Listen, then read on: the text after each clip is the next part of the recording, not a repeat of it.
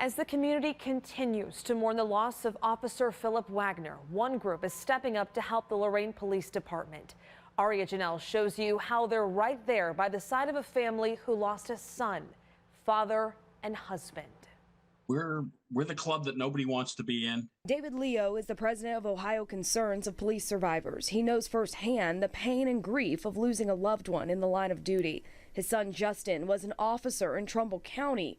Back in 2017, Justin was shot and killed by a suspect during a domestic situation.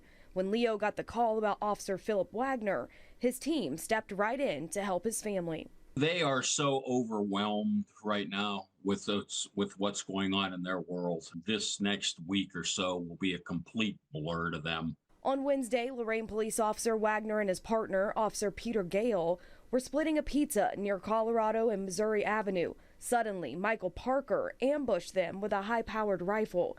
A third officer, Brent Payne, rushed to the scene to help.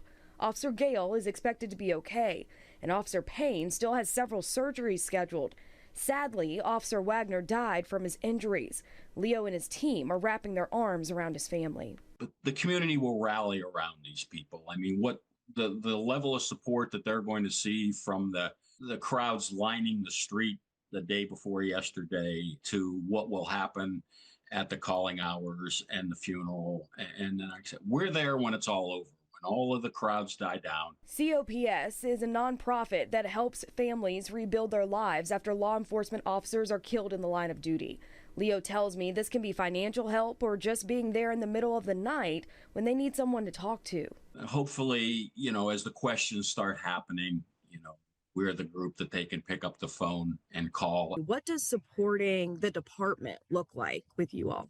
The coworkers are hurting to a level that, they've never felt before. Leo tells me his organization will be inviting the Lorain Police Department to Washington, D.C. for National Police Week next year. It will give them access to resources and support after such a traumatic event.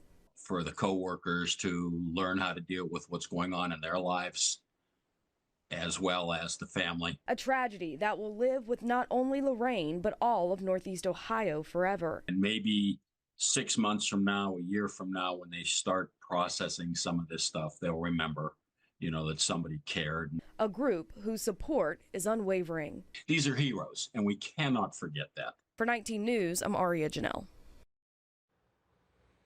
And this is the scene in downtown Lorain as the memorial continues to grow outside City Hall. And we've also been seeing hundreds of people turning out to pay their respects, even lining the streets as Officer Wagner's body was taken to the funeral home in North Ridgeville. Police are hoping they'll see that same sort of support at the funeral services, because when the family sees that, it does have an impact. It provides the family, support and to show that that Officer Wagner's service wasn't in vain, and it'll help the families get through this very, very difficult and tragic time for them.